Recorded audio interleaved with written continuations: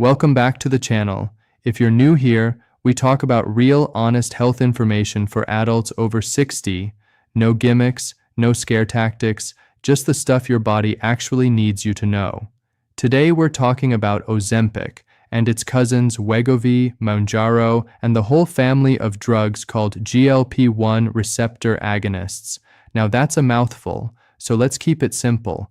These are injectable medications originally designed for type 2 diabetes that also cause significant weight loss.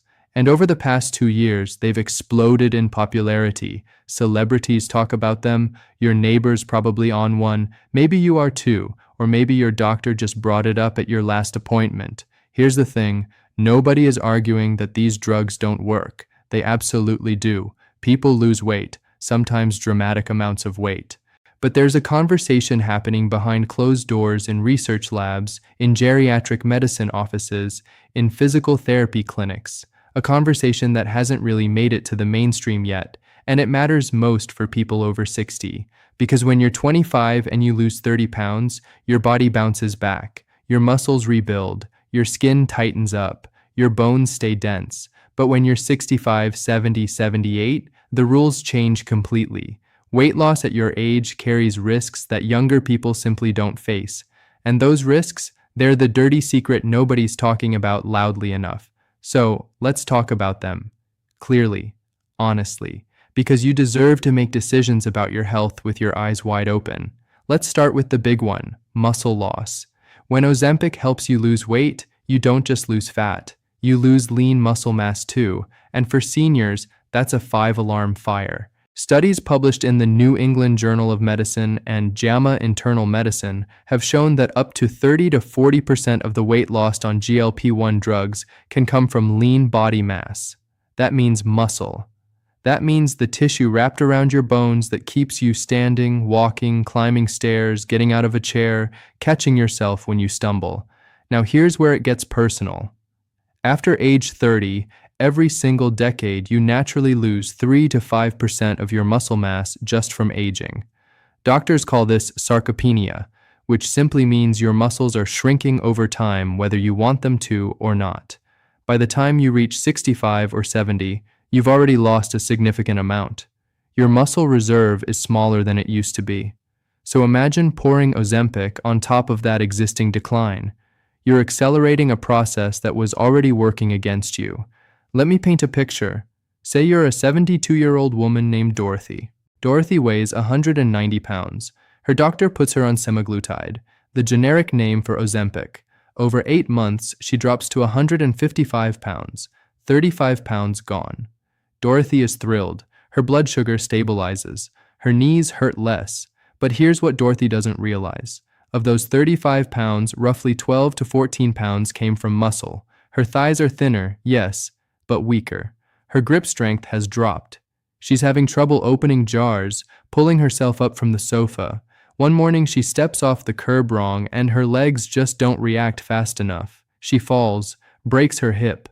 That fall didn't happen because Dorothy was clumsy. It happened because her body lost the muscular scaffolding it needed to protect her. Hip fractures in adults over 65 carry a staggering mortality risk. Research from the Journal of Bone and Mineral Research shows that up to 20 to 30% of elderly patients who fracture a hip die within 1 year. Not from the break itself, from the cascade of complications that follow. Pneumonia, blood clots, infections, loss of independence that spirals into depression and cognitive decline, and it can start with muscle loss that nobody flagged as dangerous. Now, am I saying Ozempic directly causes hip fractures? No. What I'm saying is that rapid muscle depletion in a body that's already losing muscle creates a vulnerability. And that vulnerability has consequences that the TV commercials never mention between images of smiling people jogging through parks. Many seniors ignore this sign. They see the number on the scale going down and they assume everything is moving in the right direction. But the scale doesn't tell you what kind of weight you're losing. It doesn't distinguish between fat you don't need and muscle you desperately do. If you're currently taking one of these medications, here's a practical step.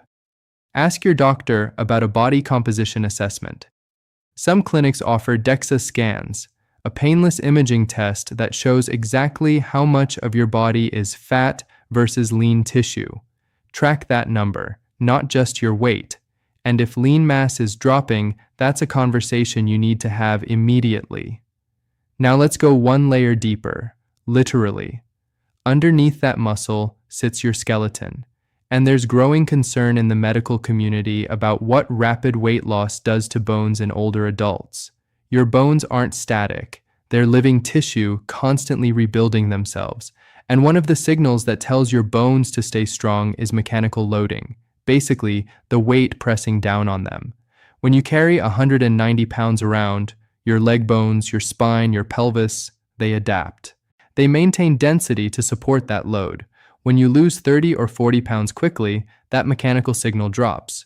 Your bones receive less stimulation. And for someone already at risk of osteoporosis, which includes a large percentage of women over 60 and a surprising number of men over 70, that reduction can tip the balance toward dangerous thinning. A 2023 analysis in The Lancet Diabetes and Endocrinology raised this exact flag. Researchers noted that while GLP-1 drugs showed impressive metabolic benefits, the skeletal consequences of rapid weight reduction in elderly populations remained poorly studied. In plain language, the science hasn't caught up to the prescriptions yet. Think about that for a moment. Millions of seniors are taking these medications, and the long-term bone data for people their age barely exists. Here's what you can do. If you're over 60 and losing weight, whether through Ozempic or any other method, get a bone density test. It's called a DEXA scan, the same machine I mentioned earlier. Baseline measurements matter. If your bones are already on the thinner side, you and your doctor need a protection plan. That might include calcium, vitamin D, weight-bearing exercise, or even medication specifically for bone health. Don't assume the weight loss drug is handling everything. It isn't. It handles appetite and blood sugar. Your bones are your responsibility. You've probably heard the phrase Ozempic face. Social media made it famous. Those dramatic before and after photos where someone's cheeks look sunken, their jawline sharp but almost skeletal, deep hollows under the eyes. Now, younger patients recover from this more easily because their skin still has significant collagen and elasticity. But after 60, your skin has already been thinning for decades. Collagen production slowed down in your 40s. Subcutaneous fat, the soft padding beneath your facial skin, has been gradually redistributing and diminishing since your 50s. When Ozempic strips away additional facial fat rapidly, there's nothing left to fill the space. The skin sags. The hollows deepen. People who felt vibrant suddenly look frail. And that visual change carries psychological weight that gets severely underestimated. A 70-year-old man named Gerald told his physical therapist something that stuck with her. He said, "I lost the weight my doctor wanted me to lose, and now everyone keeps asking me if I'm sick." He wasn't sick. He'd actually improved several health markers. But the gauntness in his face made people treat him like he was dying. He stopped going to his weekly card game because he was tired of the questions. That's not vanity. That's quality of life. That's social connection, one of the single strongest predictors of longevity in older adults, being eroded by a side effect nobody prepared Gerald for. If you're experiencing this, dermatologists who specialize in mature skin can help with certain treatments. But more importantly, talk to your prescribing doctor about the rate of weight loss. Slower may be safer. A lower dose might preserve more of the tissue your face needs to look and feel like yours. If you're over 60, or if you're caring for an elderly parent, spouse, or loved one, this information could genuinely be life-saving. Not because Ozempic is poison, but because informed decisions are always safer decisions. If this is resonating with you, drop a comment below. Tell me, have you or someone you love experienced unexpected side effects from these medications? I read every single comment, and your experience might help someone else watching right now. Let's talk about your stomach and intestines, because GLP-1 drugs do their work largely by slowing down digestion. That's part of how they reduce appetite. Food stays in your stomach longer, so you feel full faster and stay full longer. For a 40-year-old with a robust digestive system, that slowdown might cause mild nausea for a few weeks. Annoying, but manageable. For a 73-year-old whose digestive tract already moves more sluggishly due to aging, reduced physical activity, and possibly other medications.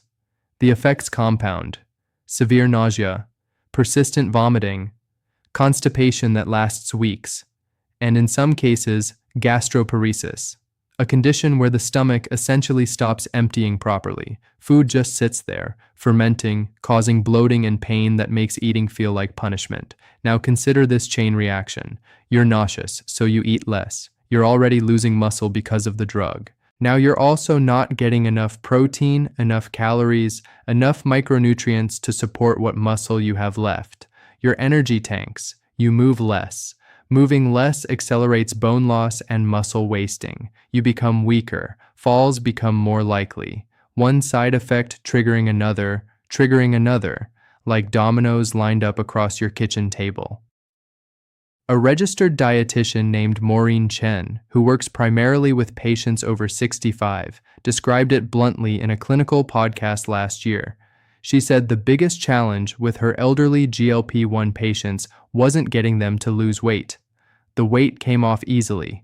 The challenge was getting them to eat enough of the right foods to keep their bodies from cannibalizing themselves. Her words, cannibalizing. Practical advice here, and this matters enormously. If you're on Ozempic or a similar drug and you're over 60, protein intake becomes non-negotiable. The current research suggests older adults on GLP-1 medications should aim for significantly higher protein than the standard recommendation. We're talking about 1 gram of protein per pound of ideal body weight, spread across multiple small meals throughout the day. Chicken, fish, eggs, Greek yogurt, cottage cheese, protein shakes if chewing is difficult. Whatever gets it in. And if the nausea is so severe that you simply cannot eat enough, that's not a minor inconvenience to push through. That's a medical event. Call your doctor. Dose adjustments exist for a reason. Here's the part of the conversation that makes pharmaceutical companies uncomfortable. What happens when you stop? Because most people do stop eventually. Insurance changes. Cost becomes prohibitive. These medications can run over $1,000 a month without coverage. Side effects become intolerable. Or someone simply decides they've reached their goal weight and tapers off. The data is sobering. A landmark study published in Diabetes, Obesity, and Metabolism tracked patients who discontinued semaglutide after 68 weeks of treatment. Within a year of stopping, participants regained approximately 2/3 of the weight they had lost. But here's the cruel twist for seniors. Remember those 12 to 14 pounds of muscle Dorothy lost? When the weight comes back, it doesn't come back as muscle. It comes back as fat. Your body doesn't rebuild lean tissue just because the scale climbs again. Muscle requires resistance training, adequate protein, hormonal support, and time to regenerate, especially in an aging body. So the math works out horribly. You start at 190 pounds with, let's say, 120 pounds of lean mass and 70 of fat.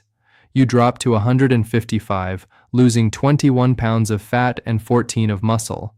Your lean mass is now 106 pounds. Then you regain 23 pounds after stopping the drug, almost entirely as fat. Now you weigh 178 pounds, but your lean mass is still only 106 or so. You're lighter than when you started, technically, but you're significantly weaker and fattier in composition. Researchers have a term for this cycle. They call it sarcopenic obesity, carrying excess fat while simultaneously suffering from dangerously low muscle mass. For elderly adults, sarcopenic obesity is associated with higher rates of disability, hospitalization, falls, fractures, cardiovascular events, and mortality than either obesity or sarcopenia alone. Read that again. The combination is worse than either problem by itself. This isn't a reason to never take the medication, but it's an urgent reason to have an exit strategy before you start. Ask your doctor, what's the plan for when I come off this? What are we doing right now, today, to protect my muscle so that if I stop, the rebound doesn't leave me worse than where I began? If your doctor doesn't have a good answer to that question, find one who does. All right, enough about the problems. Let's talk about solutions. Because the goal here isn't to terrify you away from a medication that genuinely helps many people. The goal is to make sure you're protected while using it. First, resistance training. I cannot overstate this. If you are over 60 and taking a GLP-1 drug, strength training is not optional. It's as important as the medication itself. 2 to 3 sessions per week. Doesn't have to be a gym. Resistance bands at home, bodyweight squats holding onto a kitchen chair, wall push-ups, seated leg presses. The stimulus tells your muscles to hold on despite the calorie deficit. Without that signal, they dissolve. Second, protein at every single meal. Breakfast isn't toast and coffee anymore. Breakfast is eggs and a glass of milk. Lunch isn't a small salad. Lunch includes 4 ounces of grilled chicken or a cup of lentil soup with Greek yogurt on the side. Snack on string cheese, nuts, cottage cheese with berries. Build protein into every eating occasion like bricks into a wall. Third, get your blood work monitored regularly.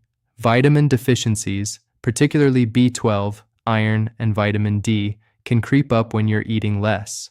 These deficiencies cause fatigue, cognitive fog, and further muscle weakness. A simple blood panel every 3 months catches problems early. Fourth, weigh yourself less and measure yourself more. Track grip strength with a cheap hand dynamometer. You can find them online for $15. Time how long it takes you to stand from a chair 5 times. These functional measurements tell you more about your health trajectory than any bathroom scale ever could. Fifth, honest conversations with your prescribing physician. Bring a list. Bring this video's talking points if you want. Ask about dosage titration. Starting low, going slow. Ask about periodic drug holidays to assess whether your body can maintain weight independently. Ask about concurrent physical therapy referrals. Advocate for yourself loudly and without apology. You've spent 60, 70, 80 years building this life. You've earned the right to ask hard questions about anything going into your body. So let's bring it all together. Ozempic and medications like it represent a genuine advance in metabolic medicine. For some seniors, especially those with type 2 diabetes and obesity-related complications, the benefits may absolutely outweigh the risks.